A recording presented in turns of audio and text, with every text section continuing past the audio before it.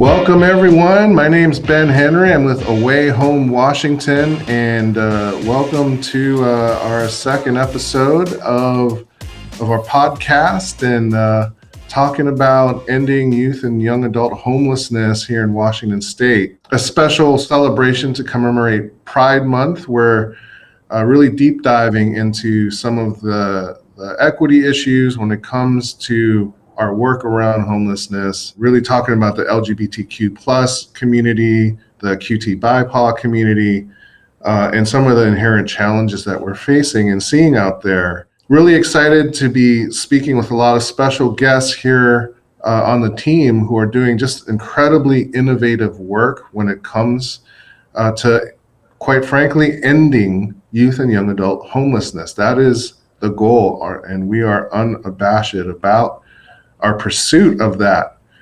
So I'm really excited to introduce today Azia Ruff, and Azia is the Youth Engagement Coaching Manager here at Away Home Washington. So welcome, Azia. How are you today?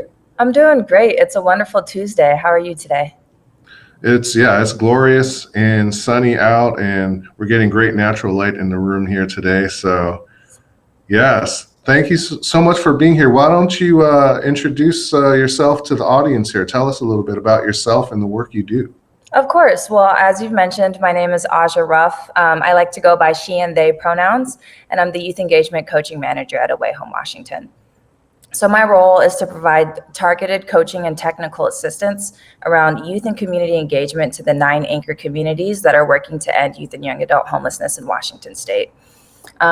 At Away Home Washington, we believe that it's impossible to end youth homelessness without the leadership and direction of young people that are impacted by these systems. So I work with communities to set and achieve their engagement goals and really serve as like a thought partner and a strategy partner to help them troubleshoot issues and spread knowledge across the state about what it looks like to meaningfully partner with young people in systems change work.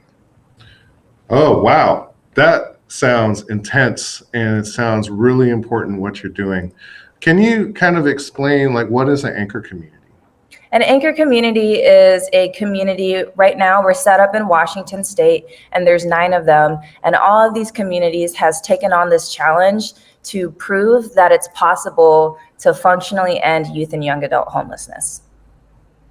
No big deal. Just something light, you know. Right. Okay, well, so wonderful introduction about who you are and what it is you do. And so I'd like to dive into the topic of the day here. So what are your thoughts around young folks here in Washington who are LGBTQ plus and their ability to sort of like access the services that are out there, but to do it in like a equitable way? Like, do they have the same access to these services than their peers? What are your thoughts around that?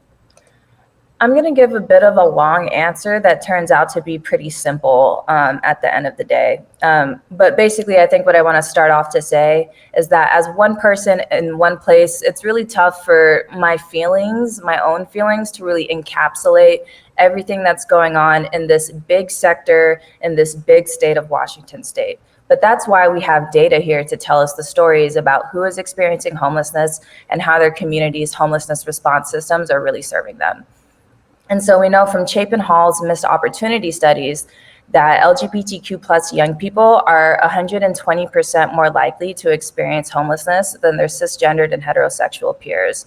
And we can also see from our local data in anchor communities that LGBTQ plus young people are overrepresented in their community's homelessness response systems, which means that the way that I talk about it is that young people are more likely in a community to show up in their homelessness system than they are to actually show up in their community at all. And that's a real problem. But we see this in our anchor communities data. There's something about society that's pushing young people out of their homes of quote unquote origin and forcing them to find something else that meets their safety needs, that meets their personal needs, and that meets their human needs. And something else that we're seeing in our communities data is that it takes a longer time for LGBTQ plus young people to actually find the housing solutions that they need.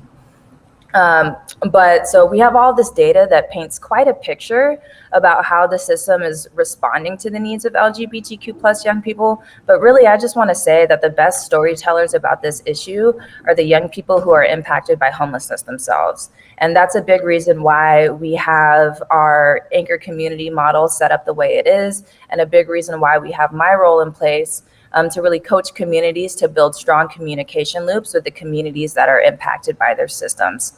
Ultimately, the people relying on public homelessness response are going to have the best insight as to how well the system is able to meet their needs. So that's something that I think is really a key point, is just the inclusive nature of the way that Away Home Washington does its work. Can you tell me a little bit about how youth who are LGBTQ plus with that lived experience are included in our work? Yeah, totally. And I can talk about it in the way that folks of the LGBTQ plus community are really built into our measures of functional zero. And I can also talk about the sort of day-to-day implementation about the Anchor Community Initiative and how they show up in the work. So thinking about our definition of functional zero, it's really the goal of Away Home Washington's work and that of the Anchor Community Initiative to increase overall community ownership over the issue of youth and young adult homelessness. And so without the voices of the communities that the homelessness response systems serve, programs are being created and implemented, and I'm doing air quotes here, in the dark without the experiential knowledge of those who have been and are subject to the policies and practices of these systems. And so when we work with communities to functionally end youth homelessness, and I'm putting this in air quotes again, functionally end youth homelessness, our goalpost is for them to reach this thing called functional zero, which in shorthand really means on the ground that homelessness as a phenomenon is rare, so it happens to very few people. It's brief, so that it's a short-lived experience, and that it's one time, so that once a person comes into the system and gets supported by the system, finds a housing solution that they need, that housing solution works for them, and they're not going to have to come back into the system and go through that process all over again. But beyond this rare, brief, and one-time definition of ending youth homelessness, we've also included disproportionality measures for LGBTQ young people and for young people of color, meaning that the future state that we're all working towards in our work right here is one where communities are able to stably house all of their young people, regardless of their background, of their identity, so that this phenomenon of queer young people experiencing homelessness more often and longer than their peers does not exist anymore. So that's a little bit about our model and the sort of end state that we're reaching. And a little bit about how young folks are involved in the work is that we coach communities to really involve the entire community outside of service providers, including adjacent systems such as child welfare, such as juvenile justice, such as behavioral health. We also include those with lived experience who have also been impacted by the system. And so we work to make sure that on these sort of core improvement teams, the real drivers of the work, included in this group of people are folks with lived experience, and that there's a sort of external body of folks with lived experience. We tend to refer to them as youth action boards. These are boards and groups of young people up to age 24 who live in different anchor communities that are either currently experiencing homelessness or that have experienced homelessness in their communities. And there's at least two groups of folks with lived experience in them. One that features folks with lived experience, and one that is exclusively made up of folks with lived experience that are really having conversations about what's happening in the community, what needs to change, and what can we do about it. And so part of the thing that we're working with communities to really drive towards is having diverse representation all over the work that they're doing to end youth homelessness, whether it be in their core teams, whether it be in their youth action boards, so that the folks that are at the table and the people that have the mic are really representing the experiences of those that are impacted and driving towards the system being what it is, including those with lived experience. And so there's a lot of coaching that goes into doing this kind of outreach for communities to make sure that we have a representative group of people at the table to be able to have these system level conversations about what changes need to be made in order to drive towards the future that we want. Beautiful, beautiful. You've covered a ton of stuff there. So I just want to sort of highlight some things. You mentioned functional zero and offered a definition there.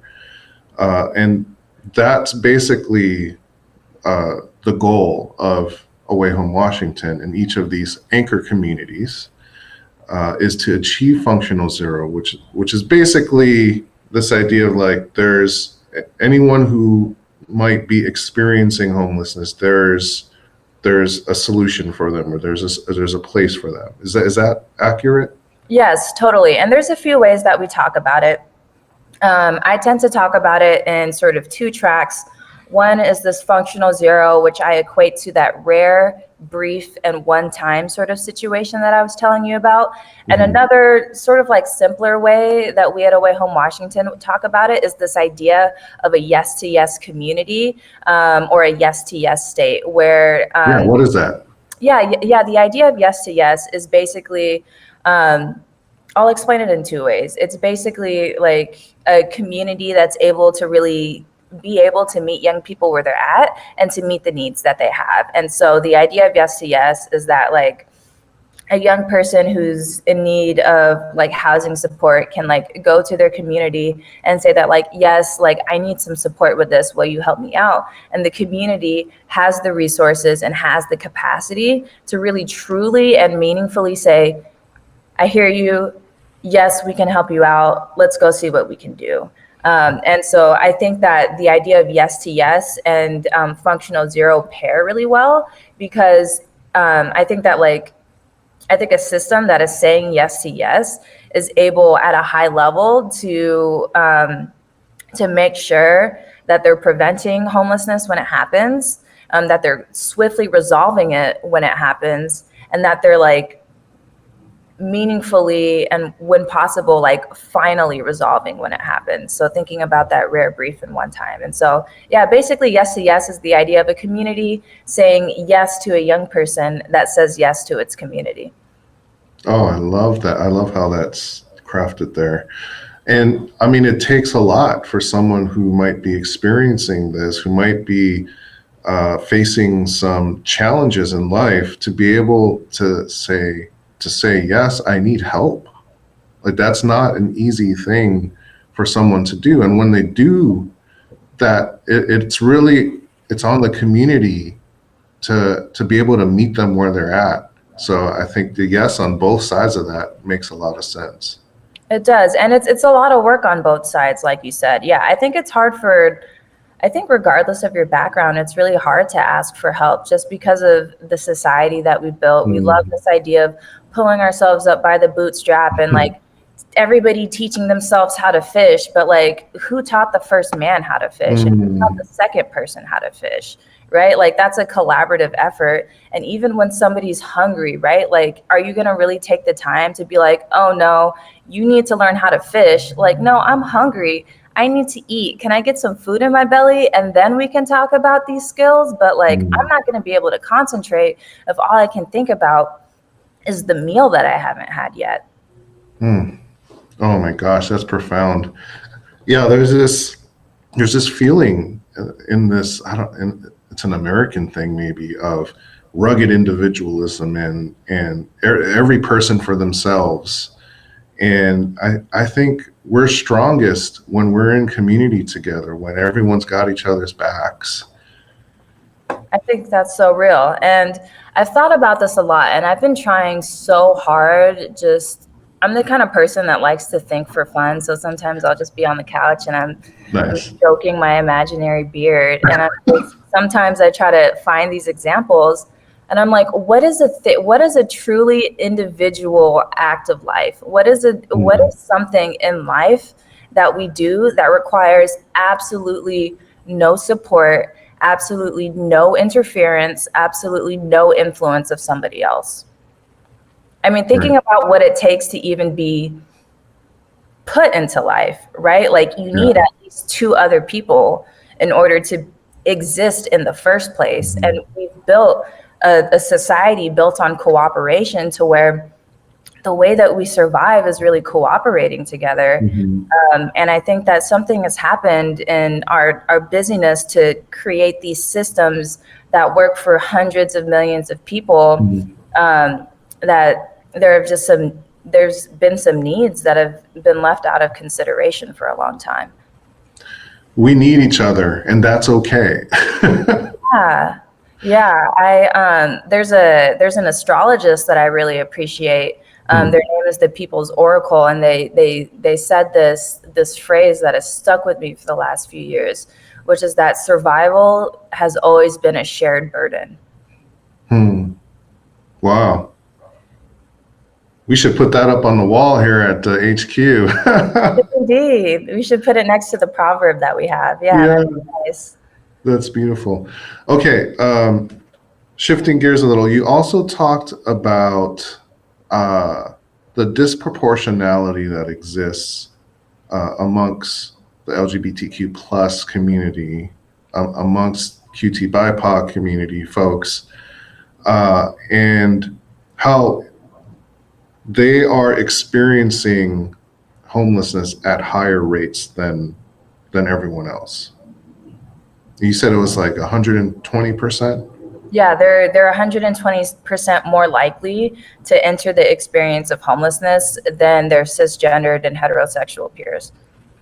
And so that creates this imperative that we bring an equity lens to the work that we're doing. We want to end all homelessness, but meanwhile, we're seeing certain populations being disproportionately affected. And what's going on with that? We need to address it. And that's what we just spoke with Liz on data. And when you really disaggregate the data, you can see alarming trends. And so an organization like Away Home Washington, it behooves us to bring that lens to this work. Yeah, that's real. And I'm going to be real with you. I barely know what the word behoove means. Behoove. I'm just going to keep it real with you. Wow, you just called me out. My bad. Is it like bewildered? I'm bewildered now. Behoove is like it's incumbent upon. Sorry, just use another word. I think I know what incumbent means. Do I? Behoove is like, oh, we should do this. Like, okay. Yeah. Okay. Okay. All right. It behooves me to move on. Okay. So can you explain what lived experience means? Yeah. Well, it tends to mean a lot of different things to a lot of different people. I can talk a little bit about what it means to me as somebody with quote unquote lived experience. So what I mean when I say that I have lived experience is I'm always talking about it within the context of the work that I'm paid to do or the system that I'm a part of. And so I work in systems change work around youth and young adult homelessness. And when I say that I have lived experience, it means that I have lived experience as both a youth and a young adult who has experienced homelessness in Washington State, which is the sort of like place that I'm working at. And so we all have lived experience of different things. But I think when it comes to systems change, the sort of qualifier or the relevance really lies in like how close the thing that you went through goes over the thing that you have dominion towards or the thing that you're influencing. And so I also have lived experience with the behavioral health system, but because my work is largely around youth and young adult homelessness and not behavioral health, the lived experience that I largely call upon is that of my homelessness experience, and not of my behavioral health. That's not to say that I don't have lived experience of behavioral health, but it's to say that in the work that I do, I don't consider my behavioral health experience as like a sort of considering or an informative factor in the sort of like new system that I'm trying to create around youth and young adult homelessness. And so we kind of think about, so just to go back, and again, this is largely my own perspective, but I tend to think about lived experience as having experience as like the target population or the client population or the user population. I'm doing all of those words in air quotes over here, of being the sort of like user population of a given system that I'm talking about or that I'm working in. That makes sense. Yeah. So we're doing work around homelessness. And so that in this context, that lived experience would be, for us, would be someone who has lived that experience that of homelessness. And yes. Thank you so much for sharing too your own kind of story as well. Of course. Thank you. So it might be kind of an obvious question, but I want to ask it anyways. Why is it important that we include the voices of those with lived experience as we do this work?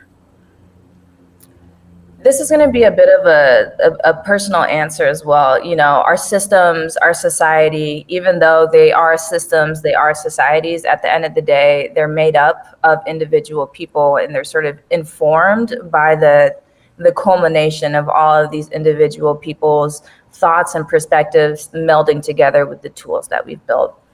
But the way that I think about the importance of including lived experience is just, I think a lot about like American values, and I think about how in America, like we're all supposed to have the right to life, liberty, and the pursuit of happiness. But that sort of pursuit gets really complicated when the only way that you can meet your personal needs and your human needs is outside of like an organic network of support, and you have to go to a publicly funded system in order to meet your needs, because that means that like you have to even more so sort of bend yourself, and I'm doing a weird sort of bendy dance. It's always what I do whenever I describe this. Like you kind of have to like bend yourselves and bend your back in order to be proven as like a person that can be served by this system. It's not enough to simply be who you are. For some reason, when it comes to public resources, probably because there's a finite amount of them, we have to be very careful about who gets what, and the best person to get the thing is the one who fits the mold the best. But sometimes the mold isn't really built to how people are shaped. It's built to like what we want a resource to do. And with that being said, right, like your experience of youth homelessness, it doesn't really, this is a long-winded answer, but I promise I'm going somewhere with this, right? Like your experience of youth homelessness, it doesn't really like, it impacts like the way that you find housing, but it also impacts so much more, right? It impacts, I cannot speak. It impacts. That's a fun fact about myself. I'm youth engagement coaching manager, and I struggle with my words all the time. You got But we're still doing the work. Nobody's perfect. We're all here. We're all human. We're doing the thing.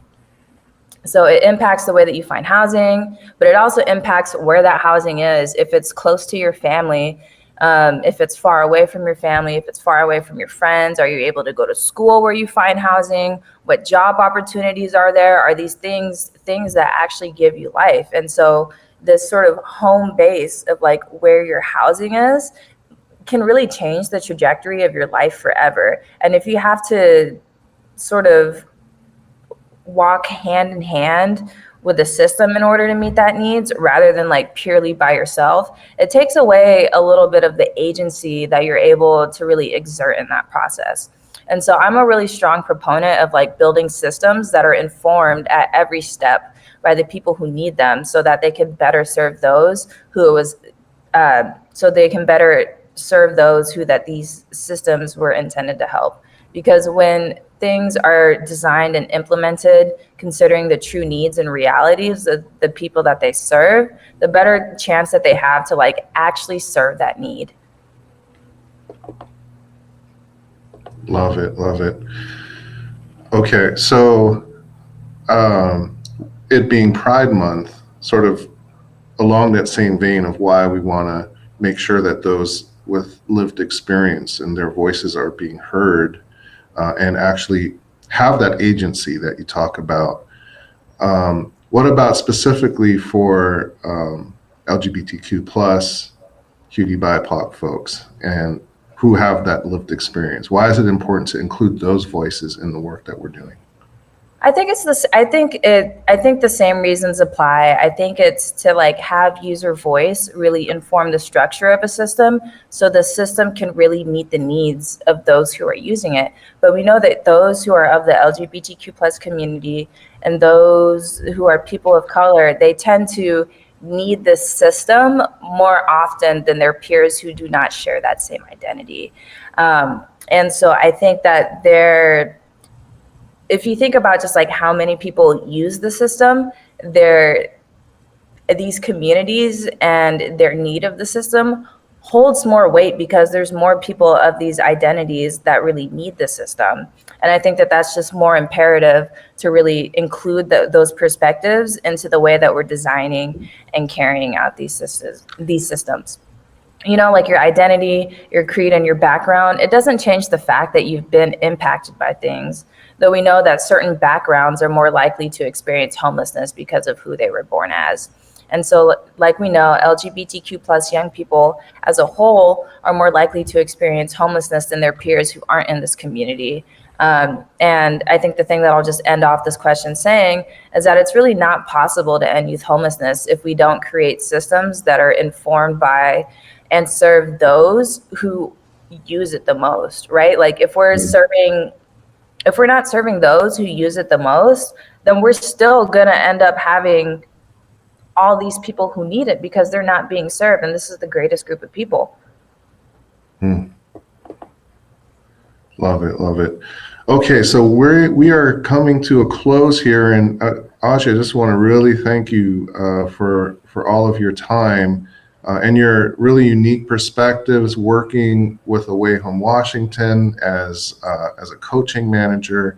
And so to close, if you had 30 seconds to say one thing to viewers and readers for Pride Month, what would that be?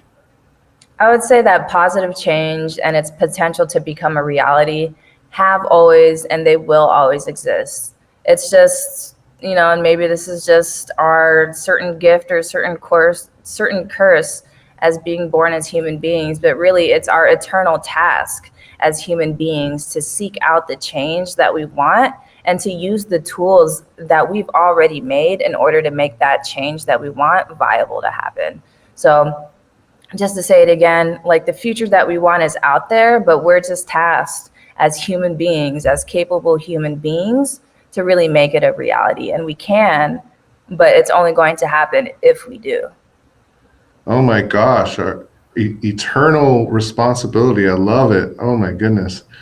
Well, thank you so much, Azia, and thank you all to the viewers and listeners who are tuning in, and it behooves you to continue to watch for more episodes and more content. Like and subscribe, do all those fun things. Check out our website, Away Home Washington, or awayhomewa.org. And we will see you again. All right. Bye, everyone. Thank you.